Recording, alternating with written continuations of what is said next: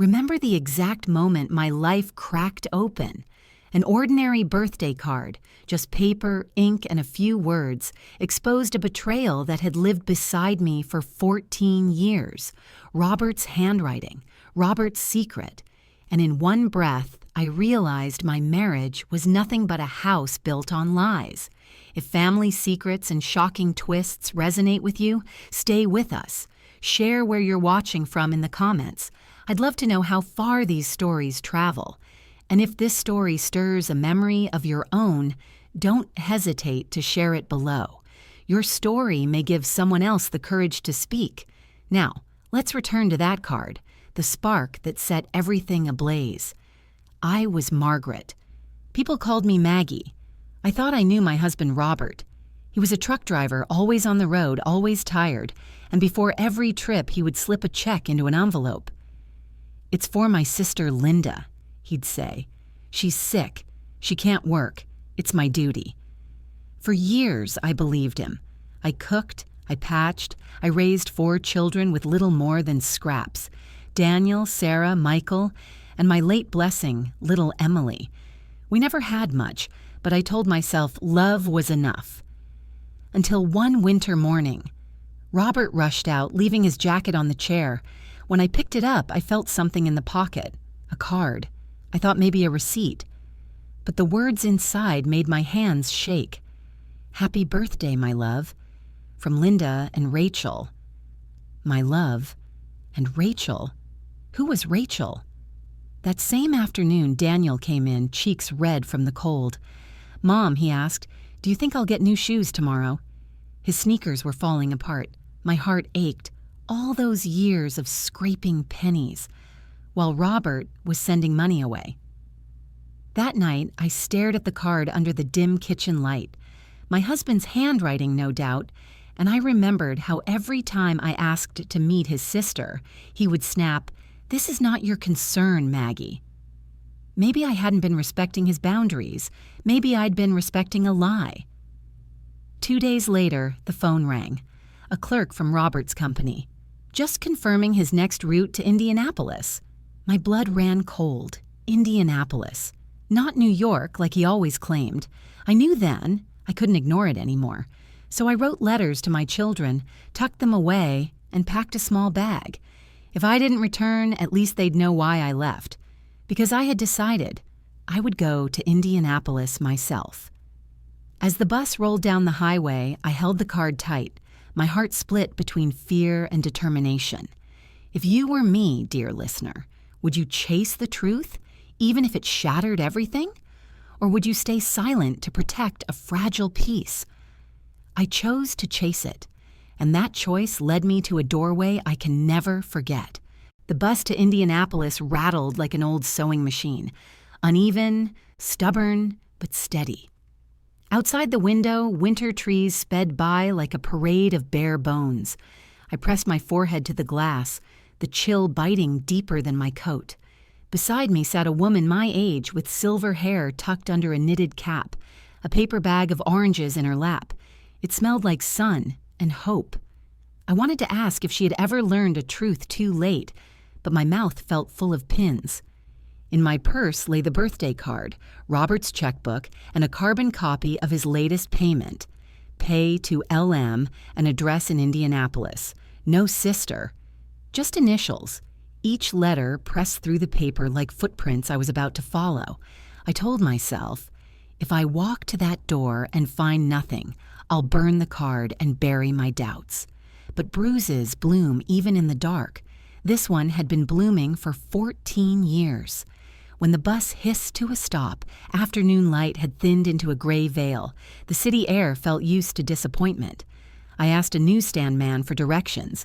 Without looking up, he jabbed south with a finger. 2 blocks, left, 3 more down. I thanked him, pulled my scarf tighter, and walked. The address was on a street where life was measured in coupons and scuffed floors. Yet the windows of a small shop glowed honey warm.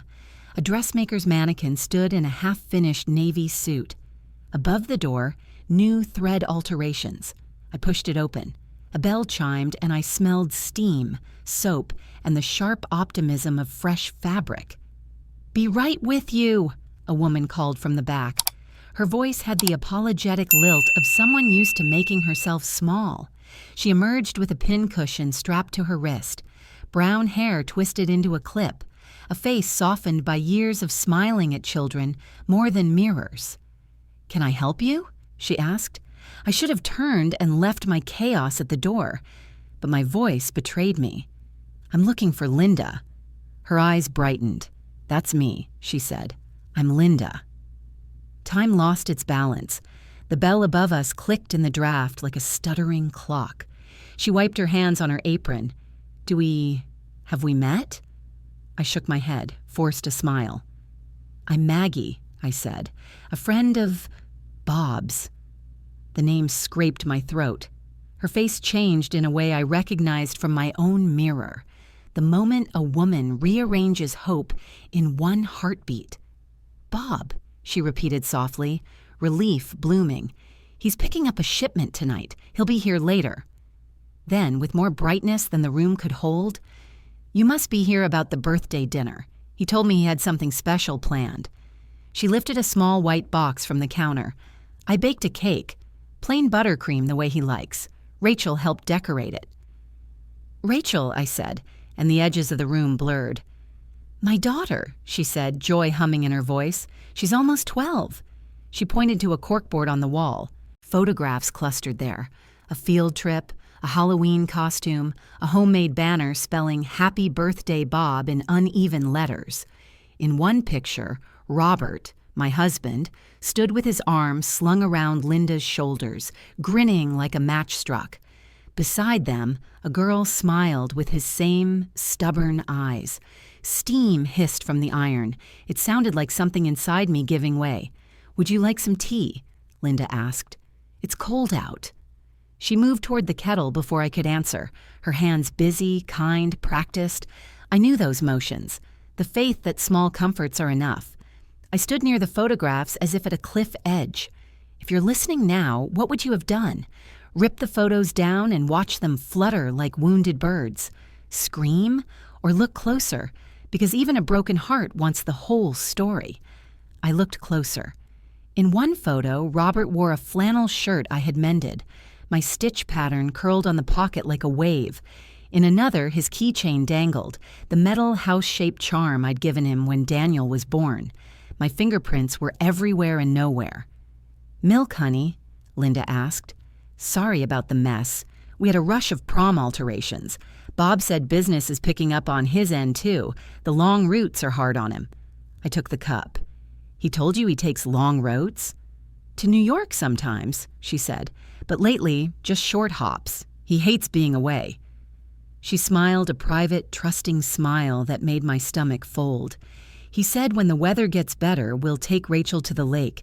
He promised to teach her to drive. He calls her his little co-pilot." She laughed. The room tilted. Memories opened like a hallway. Daniel's first steps, Sarah's summer fever, Michael asleep on Robert's chest while a baseball game murmured. Promises were an old currency. Robert knew exactly how to spend them. Linda caught my gaze. "I'm bragging," she said quickly. "We don't have much, but—" She gestured around the shop, pride shining. "This place keeps us going. I learned to sew from my aunt. Rachel's getting good, too. She made the banner herself."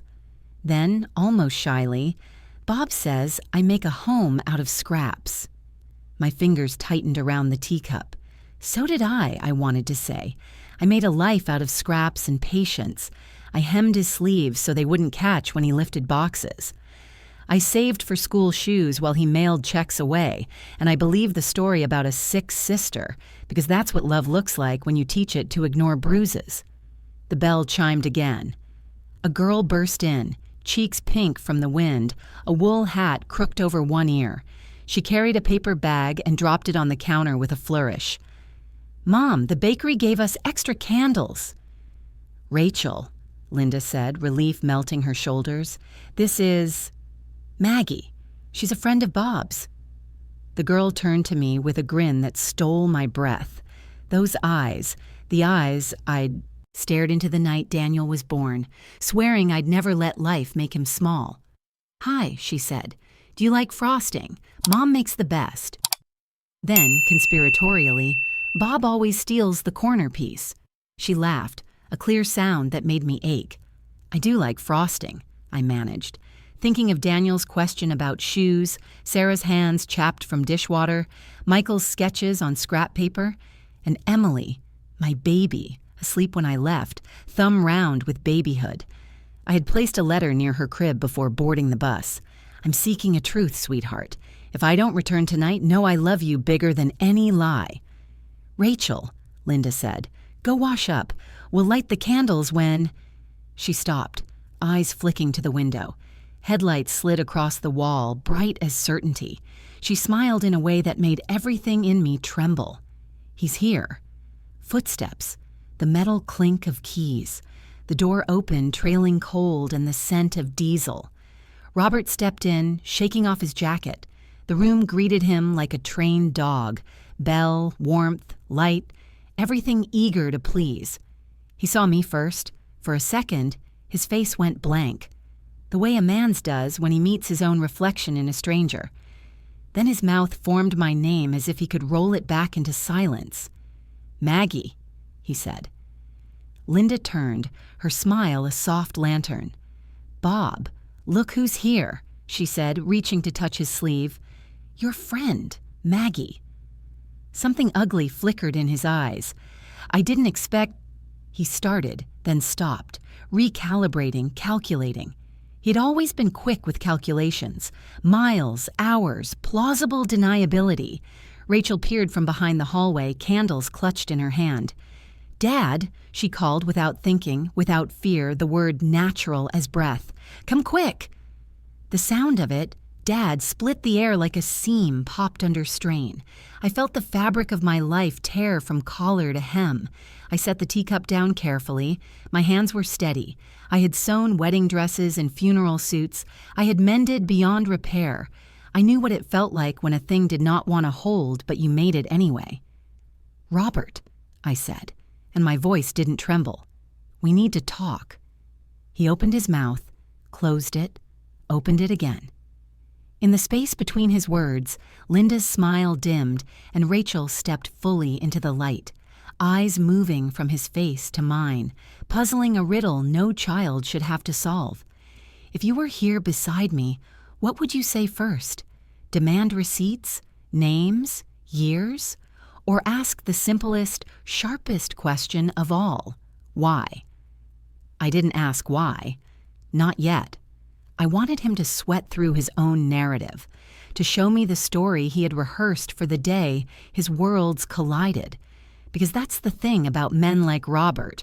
When their stories meet, they think they can charm the ending. Linda, I said gently, eyes still on him, would you mind giving us a moment? She looked hurt and confused, then, generous as always, touched Rachel's shoulder. Sweetheart, come help me carry the cake, she said. They disappeared into the back, the air thinning in their absence. Robert swallowed. I can explain, he said.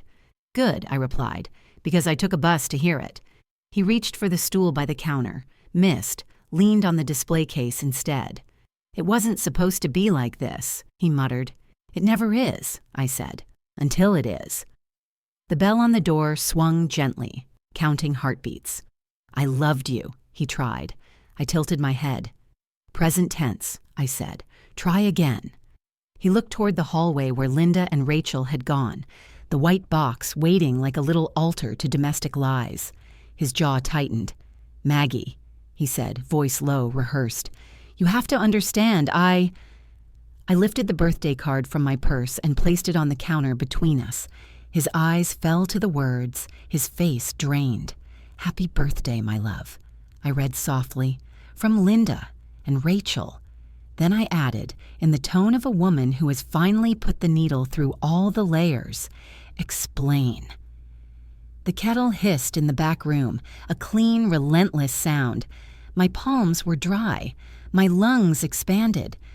Somewhere in me, the first stitch of my new life took hold. Robert's eyes flicked between me and the back room where Linda and Rachel had disappeared.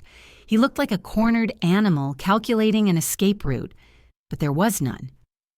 Explain, I repeated, tapping the birthday card on the counter. The sound cracked the silence like a gavel. His lips parted, closed, opened again. It's not what you think. I almost laughed. Isn't that the first refuge of every liar? It's not what you think, as if years of patched shoes and thin suppers had been a dream I imagined. It looks exactly like what I think, I said calmly. So try harder. Robert rubbed his temples. Linda needed help. She was alone. I didn't mean for it to go this far. His voice dropped to a whisper. I love both families, Maggie. You have to believe that. The words cut deeper than knives. Both families. As if loyalty could be mailed like a check. Half to me, half to her. From the back came Rachel's laugh. Bright, innocent, merciless. She had no idea what weight the word Dad carried when she used it minutes ago. I clasped my hands steady. How long, Robert? He lowered his eyes. 14 years. My chest tightened. 14 years. The same span I'd stretched meals thin, patched dresses from curtains, and told my children their father's money was keeping a sick sister alive. 14 years, I repeated, while Daniel walked to school in shoes with holes, while Sarah wore rags I turned into dresses, while I worked my fingers raw at the sewing machine. I leaned in. All that time you built a second home, a second family. He flinched. I never stopped caring for you. Caring? The word soured. I slammed the card down. This isn't caring, this is betrayal, and betrayal poisons everything it touches. The back door creaked. Linda stepped in, balancing the birthday cake. Rachel trailed close with the candles. They froze, their eyes locking on the card. My face, Robert's guilt. Bob? Linda whispered. What's going on? He stammered. Linda, I cut him off. You deserve the truth, Linda. You've been living the same lie I have. Her brow furrowed. What do you mean? Robert isn't a widower, I said steady. He isn't just your partner. He's my husband. He's been living 2 lives, mine in the country, and yours here. The cake trembled in her hands. Rachel rushed to catch it before it fell. That's not possible, Linda whispered. He told me his wife died, that he raised kids alone until he met me. Rachel's wide eyes darted between us. Mom, what is she saying? Linda's voice broke as she set the cake down. He lied, sweetheart. He lied to both of us. Rachel's lip quivered. But he's my dad. Her words split the air, sharp as broken glass. Linda turned on him, trembling but fierce. Tell me she's wrong. Tell me you didn't lie to me for 12 years. Robert reached for her hand, desperation leaking from every gesture. Linda, please. I thought I could manage both. I thought... You thought? I snapped. You thought love was a ledger, debts you could juggle until the ink ran out. You thought women would accept scraps and call it devotion. Linda's eyes brimmed with tears, but her jaw hardened. All those nights you said you were on the road, every excuse, and I believed you. You said you loved me. I do, he pleaded. I love you both. Linda let out a bitter laugh through her tears. Love? You don't even know the meaning. Rachel's small voice trembled. You lied to me too. The storm dragged on, his excuses circling like vultures. Duty, confusion, love, spread too thin. But excuses are just lies in nicer clothes. At last I pulled out the letters I had written to my children. I laid them on the counter one by one. I wrote these, I said, in case I never returned, because I knew the truth might be dangerous, but I also knew I couldn't live blind anymore. My children deserve honesty. So does yours, Linda. Linda stared at the letters, then at me. In her eyes flickered recognition, pain, but also solidarity. 2 women, strangers until that day, stitched together by the same wound. Robert's face was damp with sweat. Please, Maggie, don't ruin everything. I straightened. You ruined it already. I'm just showing the seams. The night ended with Robert leaving, not triumphant, not chosen, just gone. His two worlds had finally collided, and neither of us would soften his fall. The slam of the door rattled the windows. Rachel burst into tears. Linda pulled her close, rocking gently, while her own tears fell silent. I wanted to comfort them, but I knew my presence was both balm and salt. Through the ache, Linda lifted her head. "What do we do now?" Her question hung heavy in the quiet. I drew in a breath. "We sew," I said softly. "We sew our lives back together, stitch by stitch. It won't be easy, but we're stronger than we think." Her eyes were raw, but she nodded slowly. Maybe we can." And for the first time that night, I felt something beyond pain. Not hope, not yet, but its faint outline. If you're listening, I want to ask you, if you were Linda, if you discovered you had been lied to for more than a decade, what would you do? Would you rage? Collapse? Or would you, like me, try to build something new from the ruins? Because in that moment, two betrayed women looked at each other and realized we had a choice. We could remain victims of Robert's deceit, or we could reclaim our stories. And I knew then, I wasn't done fighting. The house felt hollow after Robert left. Every room carried his absence, but absence is not peace. It is an echo chamber of questions with no answers. I returned home with my face carved in stone. Daniel asked, "Mom, where were you?" I kissed his forehead and whispered, "I was finding the truth." He didn't ask more. Children sense when silence weighs too heavy, but silence wouldn't save me. For 14 years, I had patched his lies into a quilt and called it marriage. Now, I needed scissors. One cold morning, I pushed open the heavy glass doors of Robert's bank. The brass handle stung my palm with winter chill. Behind the counter, Mrs. Harper, kind eyes, steady voice, looked up. She'd seen me cash his checks for years. "I need the records for our joint account," I said. My voice didn't tremble. Her brow furrowed. "Is Robert with you?" "No," I answered, "but my name is Margaret Harris. I have every right." She hesitated, then disappeared into the back. The wall clock ticked too loudly. When she returned, she carried a thick folder, Robert's secret life pressed into numbers and dates, line after line, check after check, pay to LM. 14 years of stolen bread, while my children went without. I closed the folder and met her eyes. "I'll need copies of everything." Her nod was slow, heavy. "I'm sorry, Mrs. Harris." I brought the folder to Linda's shop. She opened the door with red eyes, her face crumpled from crying. "I have proof," I told her, spreading the papers across her sewing table. The dry crackle of paper sounded like fabric being cut. 14 years, every month. He drained me to keep you, and drained you to keep me quiet. Her face hardened with every line she read. "So he stole from us both." "He's not just a liar," I said. "He's a thief. He stole years, trust, and our children's comfort." Her fists clenched. "So what do we do?" "We hold him accountable," I said. "Legally, publicly."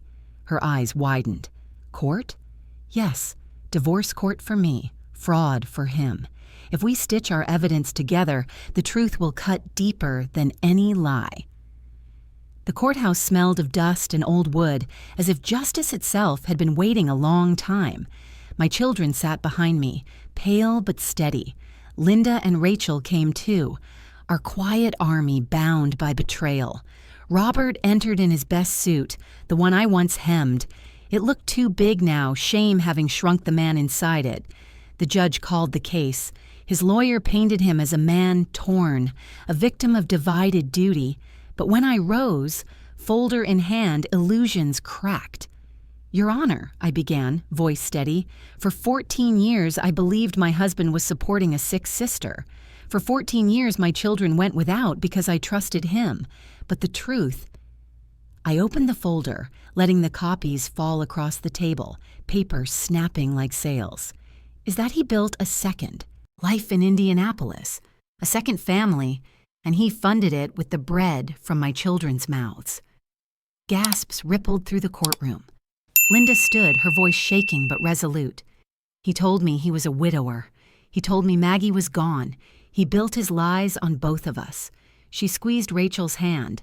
I want it on record. I never knew. I never would have taken part. Rachel, small and brave, lifted her chin. He lied to me, too. The judge leaned forward. Mr. Harris, do you deny these claims?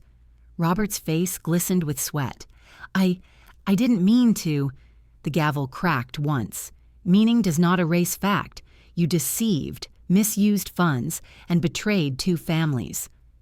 I looked at Robert then. For the first time, I didn't see my husband. I saw a coward who mistook my silence for devotion.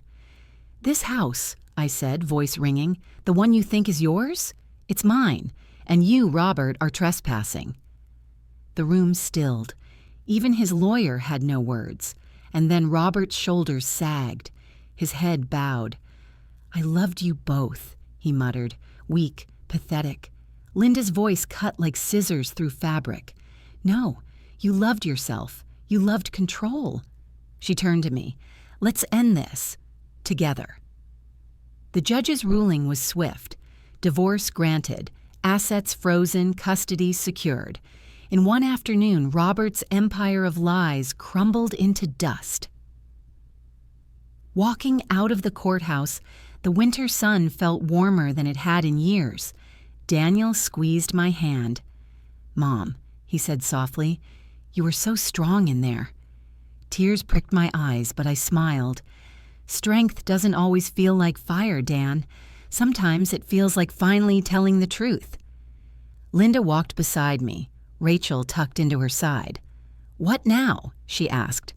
Across the street, a sewing machine sign creaked in the wind, swinging like a promise. Now we build, I said.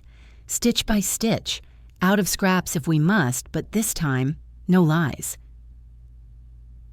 If you were in my place, watching the man who broke your home shrink beneath the weight of his own lies, what would you do? Forgive? Forget? Or stand tall, knowing revenge isn't cruelty but justice wrapped in truth? Because I learned something in that courtroom. Revenge isn't about screaming or breaking things. It's about reclaiming power. It's about telling Robert, and every man like him, that women are not scraps to be mended. We are the seam that holds the fabric together, and when that seam is betrayed, we don't fray, we cut. And then, stitch by stitch, we sew something better. After the court hearing, Robert drifted out of our lives like smoke. No explanations left, no charm strong enough to stitch together the ruins. For a while, there was only silence. Heavy, aching silence. But silence, when chosen, can be healing. I returned home with my children, and we began again. Life was still hard. Money was tight. The roof still leaked when it rained, but the weight on my chest was gone. The burden of lies had lifted. What remained was truth, raw and painful, but clean. Linda and I spoke often in those first months. At first, our voices were full of shame, of confusion. 2 women bound not by friendship, but by betrayal. Yet slowly, something softer grew. Trust, solidarity, a stubborn belief that we could turn scraps into fabric, despair into strength. It started with a single idea. One afternoon, Linda visited my kitchen table, a basket of half-mended clothes on her lap. I can't keep running the shop alone, she admitted. Business is good, but I don't have enough hands, and after everything, I can't bear to see Robert's face in the city. I folded one of Daniel's shirts, the seam splitting at the shoulder. Then don't run it alone, I said. Let's do it together. A new shop not tied to his lies, a new name. Her eyes widened. Together? Yes, I nodded firmly.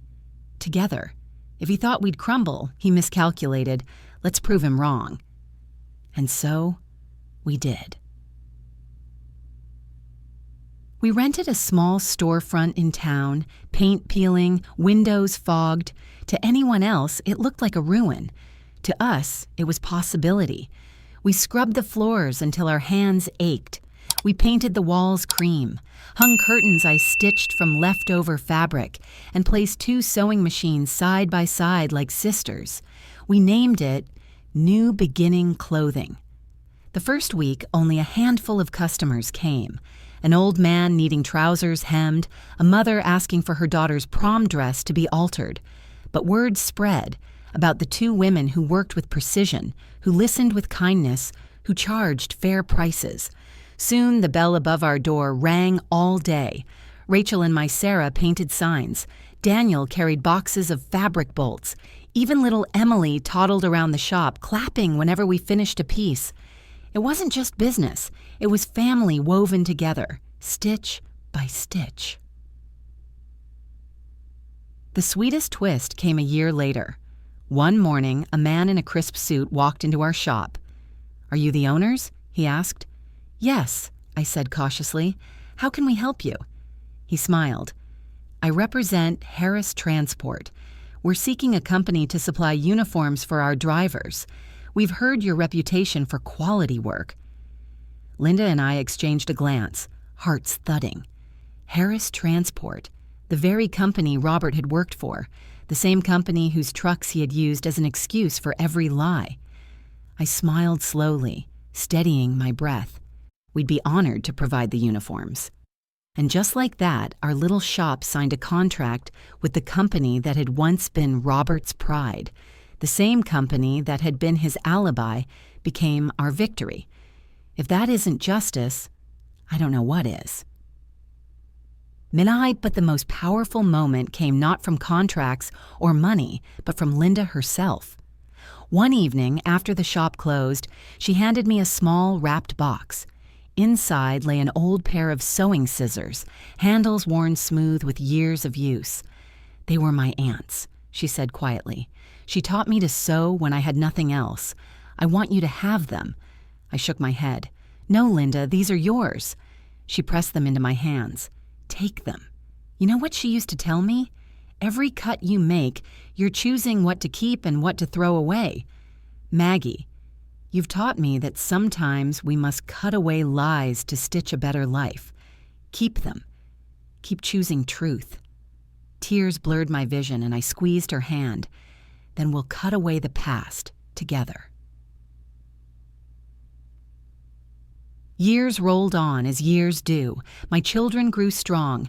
Daniel became an engineer, Sarah a teacher, Michael a quiet artist whose sketches filled our shop walls, and Emily, my little surprise, learned to sew better than me by the time she was 16. Linda's Rachel bloomed too, her laughter no longer shadowed by confusion. She called me Aunt Maggie, and sometimes in the quiet moments I thought of what she'd lost and how fiercely she had chosen to grow anyway. Robert? He faded into rumor. Some said he moved south.